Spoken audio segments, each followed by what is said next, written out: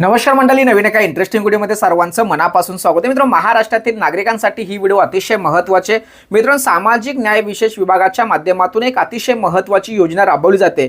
कदाचित ती योजना तुम्हाला माहीत असेल किंवा नाही.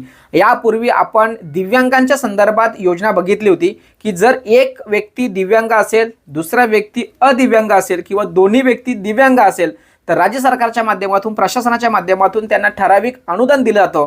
परंतु मित्रांनो, या व्हिडिओच्या माध्यमातून मी तुम्ही दिव्यांग असो किंवा नसो तरी सुद्धा तुम्हाला कन्यादान योजनेअंतर्गत, सामाजिक न्याय विशेष विभागाच्या कन्यादान योजनेअंतर्गत तुम्हाला 20,000 रुपयापर्यंत अनुदान मिळू शकतं आणि तेही थेट तुमच्या खात्यामध्ये. लक्षात ठेवा, आता यासाठी तुम्हाला फक्त तुमचा जातीचा दाखला पाहिजे, आधार कार्ड पाहिजे, विवाह नोंदणी दाखला पाहिजे आणि तुमचा विवाह झाला याचा एक फोटो असतो, तो फोटो पाहिजे आणि तुमचा रहिवासी दाखला म्हणजे डोमासिल सर्टिफिकेट पाहिजे आणि तुमच्याकडे उत्पन्नाचा दाखला सुद्धा पाहिजे. 2.5 लाखापेक्षा कमी उत्पन्न दाखला जर तुमच्याकडे असेल तर तुम्हाला कन्यादान योजनेअंतर्गत फॉर्म भरता येणार आहे आणि तुमच्या थेट खात्यामध्ये 20,000 रुपये कन्यादान योजनेअंतर्गत मिळवता येणार आहे.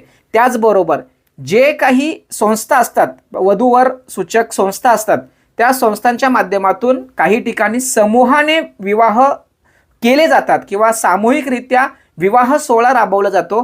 तर त्या एका जोडप्याच्या मागे त्या संस्थांना 4,000 रुपये अनुदान दिलं जातं. तर अशा पद्धतीची ही कन्यादान योजना आहे.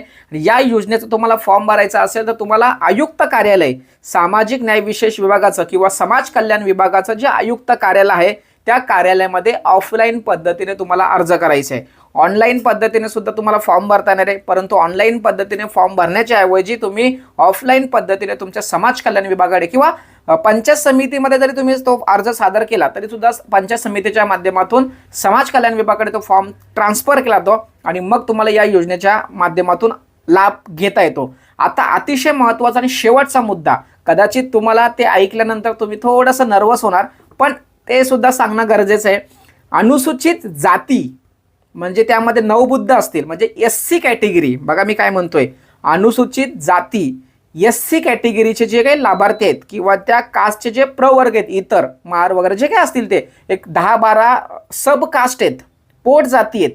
म्हणजे SC तुम्हाला कॅटेगरीमधून तुम्हाला जे जातीचं दाखलं मिळतं त्या जाती म्हणजे त्याच्यामध्ये नवबुद्ध असो, महार असो, जे काय असेल ते, तर त्या SC कॅटेगरीच्या म्हणजे अनुसूचित जाती आणि नवबुद्ध या जातीच्या लोकांनाच फक्त ह्या योजनेचा लाभ मिळणार आहे. लक्षात ठेवा.